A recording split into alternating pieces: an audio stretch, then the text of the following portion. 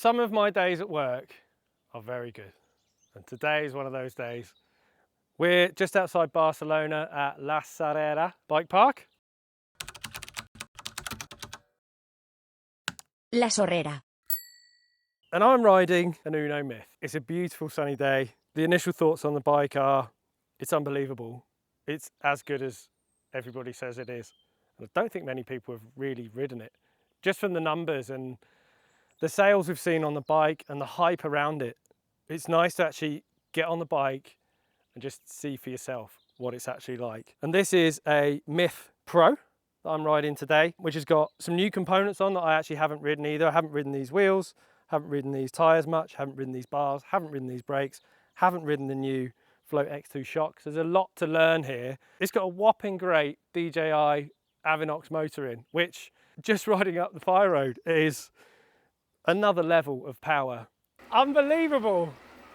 This is the most powerful thing.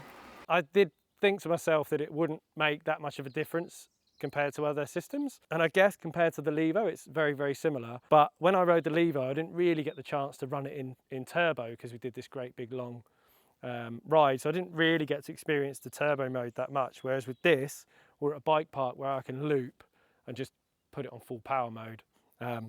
And it is really powerful.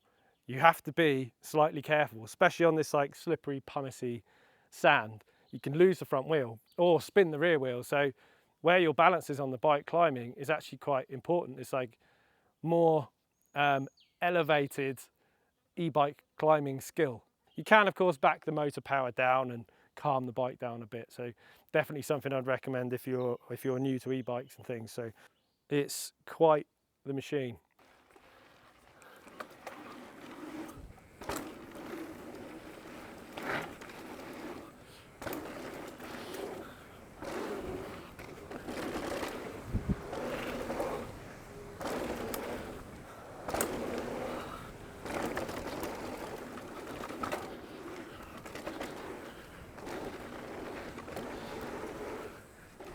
Yes, got it. Bike feels better with slower rebound.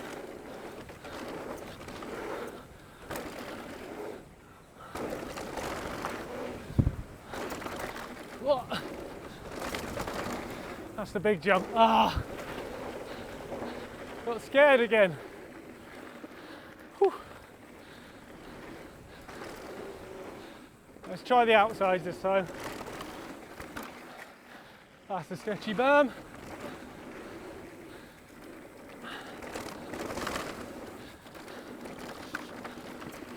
Outsides are boring. Faster, but boring. Oh man, that is some sketchy conditions. I blasted to the top then in turbo, and it took literally minutes to get to the top, and I used maybe 10% battery, whereas now I'm using the auto mode, which is just kind of giving me a nice level of assistance. Feels like more of a SL sort of level of assistance. It does feel very different to other e-bikes I've ridden. It is different. It is, that power is noticeable. And actually, if you're a beginner, it's probably not the one, maybe. I don't know. I guess you can always tune the power down.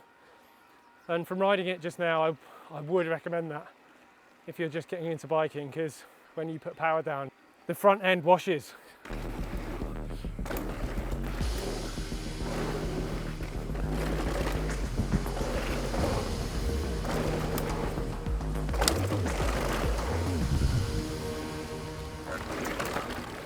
So there's this little tech climb in here, and very, very short.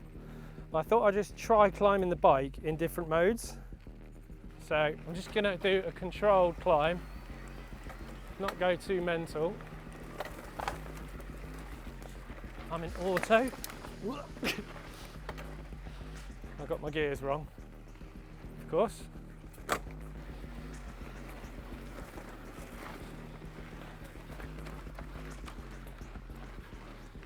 Okay, yeah, eco mode's really good. Eco mode, you feel like you're riding a bike. That feels more like a Heckler SL kind of mode. So you could run it in that, and then you've got like 800 watt-hour battery. You probably get loads of riding out of that. And trail is quite a bit more powerful than eco. Yes, very. Jesus. Oh no, and that's trail mode.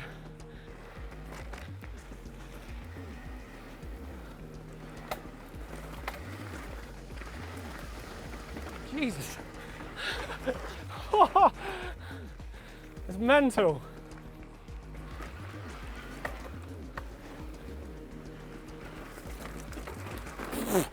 Jesus Christ. You've got to be so on it climbing because it's really fast and aggressive, so you've got to concentrate. That's a lot. Okay, so I've swapped to the S3 now. Well, it's a much bigger bike.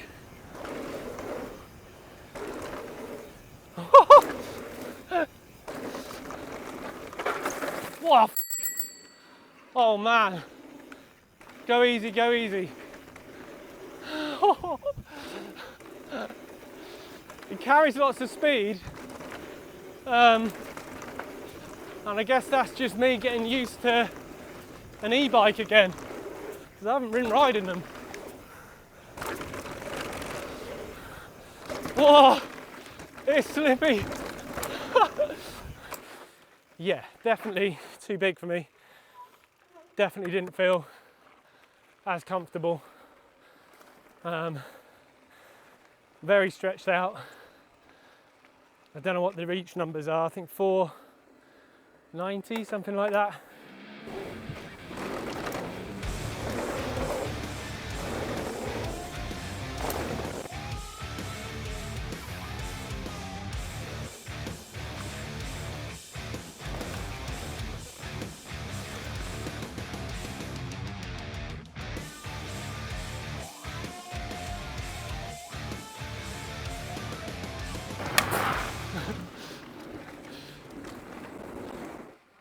Right, a little cruisy one.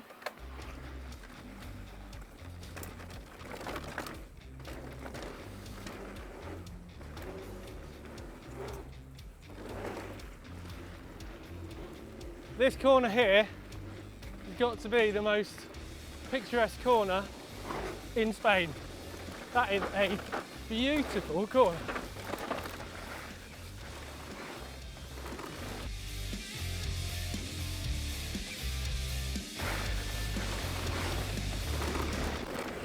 So we're done. Day on the Myth is finished. It's exactly as I thought it was going to be. On paper, it was going to be the best bike, the best e-bike in the world, and I'd say it does live up to that. I definitely need to do some more setup, shakedown, puzzling with it, but I do with every bike, so I can't hold that against it. It's light, it's agile, it jumps well, it corners really good, it's got loads of power, and I think most importantly for me, it's got the travel. It's long travel, which personally, I don't know why you wouldn't have 160, 170 mil travel e-bike. There's no efficiency loss through having more travel. So this bike for me is just perfect. I mean, it looks beautiful. It's got amazing parts on it. It rides awesome. And we had a nice day out in Barcelona, so there is that as well. I guess we can draw parallels with the Levo in terms of power. I think the Levo is definitely smoother, doesn't feel as aggressive, and it's definitely quieter motor. This is quite a noisy motor actually. But the UI, the way the buttons work, the way the screen works is all really nice. The Avanox motor's pretty sick. It does live up to the hype, as does this bike. So if you've pre-ordered one with us, congratulations, you've bought the right bike. Unno Mith, perfection. Whoa!